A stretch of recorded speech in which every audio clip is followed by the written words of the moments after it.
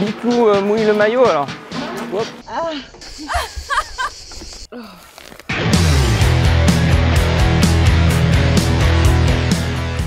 Qu'est-ce que c'est beau. C'est beau hein. Ah, regarde ce paysage. Wow. Pourquoi ça fait rien? Ah, parce que j'ai le cash. Hey, hey. Cette semaine dans Biclou, on teste le bikepacking. Alors le bikepacking, ça vous évoque peut-être pas grand-chose.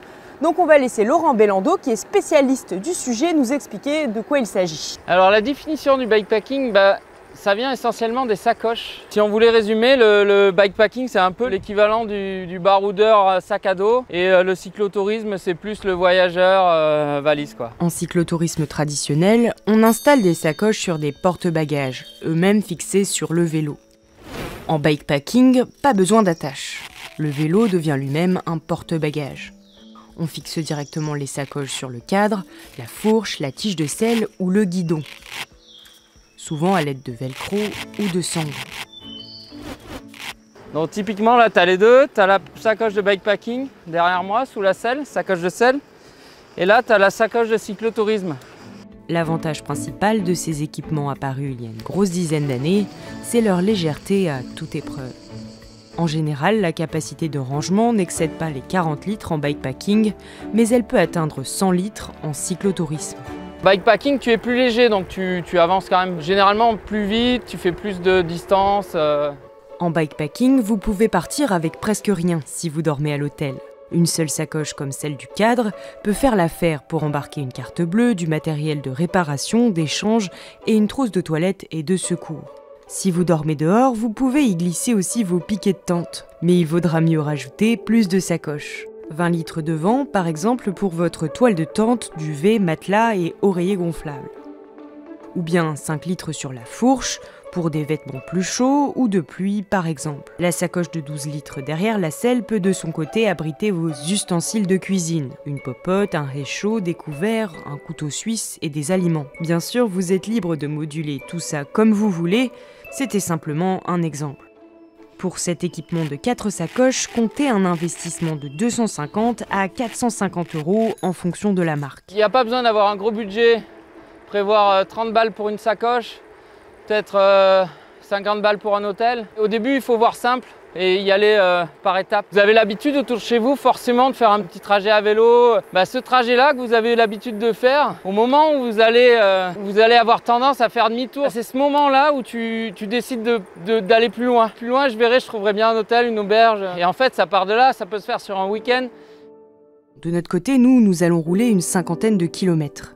Départ de l'Isle-sur-la-Sorgue, avant de rouler vers Gordes, puis Joucas, Roussillon et le parc du château de Bioux, où nous dormirons ce soir. Un petit séjour bikepacking de 2 jours, quoi. C'est-à-dire qu'on va à Bioux, on va dormir là-bas, puis on revient. L'itinéraire est plutôt escarpé et nous allons grimper 940 mètres. Ah ben voilà, toujours les mêmes qu'on attend. Hein. Bah alors Biclou? Ouais, même en électrique, ça peut tirer un peu. Ah, regarde ce paysage.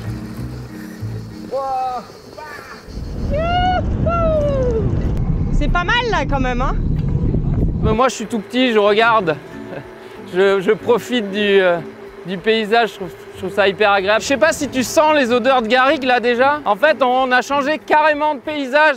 Et ça aussi c'est le plaisir du voyage à vélo, c'est t'as l'impression que d'un coup tu es dans un autre pays. Bon là en l'occurrence on pénètre dans le pays de la grosse galère. Ah, t'as fait quoi? T'as mal aux pieds? là je suis un peu dans un tunnel de désespoir. Je viens de perdre mon tibia dans un malheureux accident de pédale. Mais après ces mésaventures, il y a aussi beaucoup de petites réjouissances. On passe devant une petite épicerie que j'aime bien et je vais me prendre des cerises. Il n'y a pas de bikepacking s'il n'y a pas de petits plaisirs sur le chemin, quoi.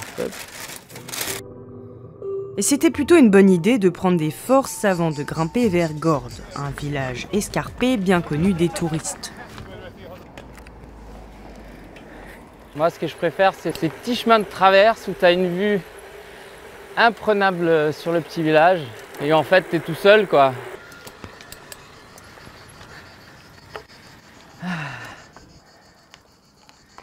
Tu prends plaisir à te séparer des choses inutiles et finalement en profiter des choses que tu as à portée de la main, tu vois, ne serait-ce que le paysage qu'on a là. Et puis l'avantage en roulant très peu chargé, c'est qu'on peut se faufiler partout.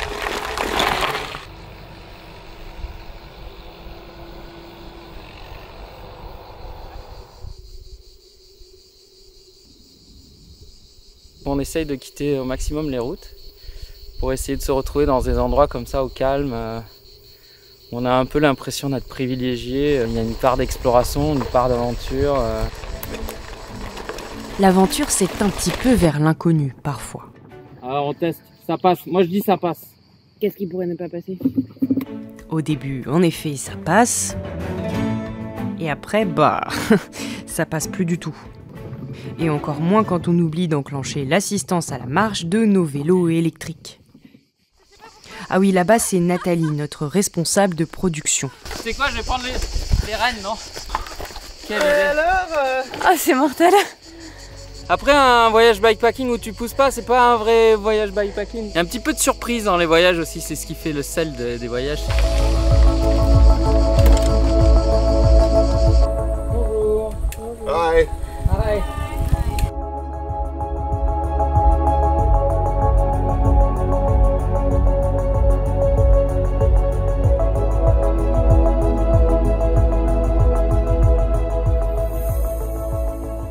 Bien sûr, bikepacking, ça rime aussi avec chin chin.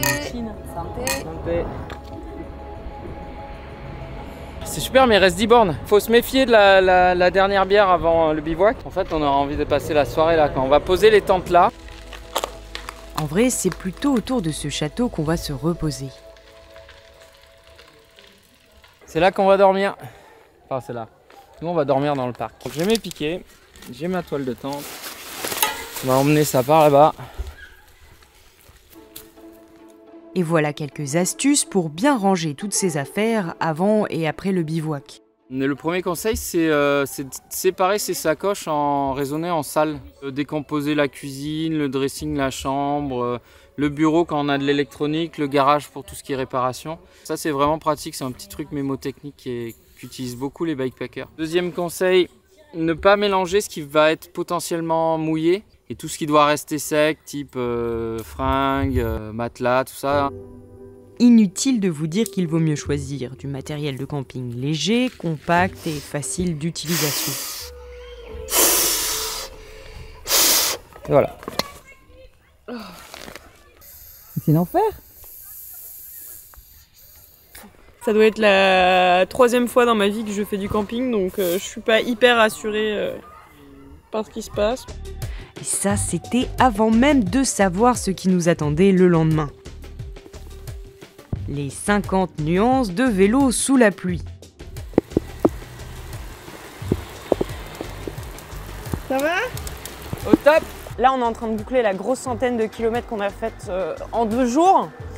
Sous des conditions, ma foi, pas forcément idylliques. C'est assez compliqué, là, il pleut des torrents. Ouais, c'est pas très agréable. Alors surtout, ne faites pas comme moi. Avant de partir, veillez bien à la météo et ne lésinez pas sur les vêtements chauds ou de pluie si jamais vous avez un doute.